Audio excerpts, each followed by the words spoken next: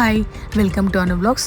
ఈరోజు మనం గోంగూరతో ఒక కొత్త రెసిపీ తెలుసుకుందాం. జనరల్గా మనం గోంగూరతో గోంగూర పప్పు, చట్నీ, ఇంకా మటన్ చేస్తూ ఉంటాం. ఈరోజు మనం వెరైటీగా గోంగూర కారపొడి ఎలా తయారు చేయాలో తెలుసుకుందాం. ఈ గోంగూర కారపొడి తయారు చేయడానికి ముందుగా ఒక వెడల్పాటి బాండీ పెట్టుకొని ఒక 2 స్పూన్ల దాకా ధనియాలను లో ఫ్లేమ్లో ఫ్రై చేసుకోవాలి. ధనియాలు బాగా ఫ్రై అయిన తర్వాత చాలా కమ్మని స్మెల్ వస్తుందండి. తర్వాత అదే బాండీలో ఒక స్పూన్ దాకా జీలకర్రను కూడా తీసుకోవాలి. జీలకర్రను వేసి లో ఫ్లేమ్లో ఫ్రై చేసుకోవాలి. కరివేపాకు పొడి, పుట్నాల పొడి లాగే గోంగూర కారపొడి కూడా చాలా టేస్టీగా ఉంటుంది. రైస్లోకి, ఇంకా ఇడ్లీ, వడ, దోశ ఎందులోకైనా చాలా టేస్టీగా ఉంటుంది. జీలకర్ర ఫ్రై అయిన తర్వాత బాండీ నుంచి సపరేట్ చేసి పక్కన పెట్టుకోవాలి. తర్వాత ఒక 3/4 స్పూన్ దాకా మెంతులను కూడా తీసుకోవాలి. మెంతులను కూడా లో ఫ్లేమ్లో బాగా ఫ్రై చేసుకోవాలి. మెంతులు కూడా బాగా ఫ్రై అయిన తర్వాత బాండీ నుంచి సపరేట్ చేసి పక్కన పెట్టుకోవాలి. తర్వాత ఒక 5 స్పూన్ల దాకా నువ్వులను కూడా తీసుకోవాలి. మెంతులు బాగా ఫ్రై అయిన తర్వాత వాటిని పక్కన పెట్టుకోవాలి. అదే బాండీలో 5 స్పూన్ల దాకా నువ్వులను కూడా వేసి లో ఫ్లేమ్లో బాగా ఫ్రై చేసుకోవాలి. నువ్వులు కూడా బాగా ఫ్రై అయిన తర్వాత కారం మన రుచికి తగ్గట్టు ఎండుమిర్చి తీసుకోవాలి. నేనైతే ఒక 20 దాకా ఎండుమిర్చి తీసుకోవడం జరిగింది. మీ రుచిని తగ్గట్టు మీరు కూడా ఎన్నైనా యాడ్ చేసుకోవచ్చు. కొంచెం కారం ఎక్కువ తినే వాళ్ళు ఎక్కువ యాడ్ చేసుకోవచ్చు, తక్కువ అనుకునే వాళ్ళు తక్కువ యాడ్ చేసుకోవచ్చు. ఎండుమిర్చి కూడా బాండీలో వేసుకొని లో ఫ్లేమ్లో బాగా ఫ్రై చేసుకోవాలి. వేడి వేడి ఉప్మాలోకి కూడా ఈ గోంగూర కారపొడి చాలా టేస్టీగా ఉంటుంది.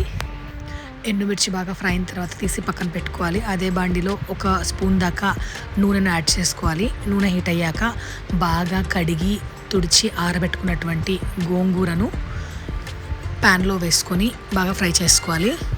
ఆకుల్లో ఏమాత్రం తడి ఉన్నా పొడి త్వరగా పాడైపోతుంది, కాబట్టి తడి లేకుండా చూసుకోవాలి. ఈ గోంగూర కారపొడిని ఎయిర్ టైట్ కంటైనర్లో ఉంచుకుంటే చాలా డేస్ పాడవకుండా ఉంటుంది. ఫ్రిడ్జ్లో కూడా 1 మంత్ వరకు పాడవకుండా ఉంటుంది, కాబట్టి ఆకులు తడి లేకుండా చూసుకోవాలి.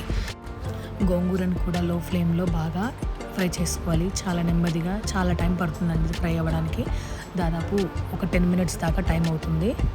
గోంగూర బాగా మగ్గిన తర్వాత బాండీ నుంచి సపరేట్ చేసుకొని పక్కన పెట్టుకోవాలి. ముందుగా మనం డ్రై రోస్ట్ చేసి పెట్టుకున్నటువంటి ధనియాలు, జీలకర్ర, మెంతులు, ఇంకా నువ్వులు, ఎండుమిర్చి వీటన్నింటిని కూడా బాగా చల్లారనివ్వాలి. చల్లారిన తర్వాత ఒక మిక్సీ జార్ తీసుకొని వీటన్నింటినీ వేసి కోర్స్గా గ్రైండ్ చేసుకోవాలి. ఒక 10 దాకా వెల్లుల్లి రెబ్బలను కూడా తీసుకోవాలి. రుచికి తగ్గట్టు ఉప్పును కూడా యాడ్ చేసుకోవాలి.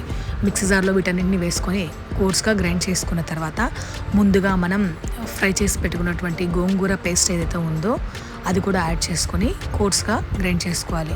ఈ గోంగూర కారపొడి చాలా టేస్టీగా ఉంటుంది. వేడి వేడి అన్నంలో కొద్దిగా గోంగూర కారపొడి వేసుకొని నెయ్యి వేసుకొని తింటే చాలా టేస్టీగా ఉంటుంది. అంతేకాకుండా వేడి వేడి దోశల్లోకి కూడా చాలా టేస్టీగా ఉంటుంది.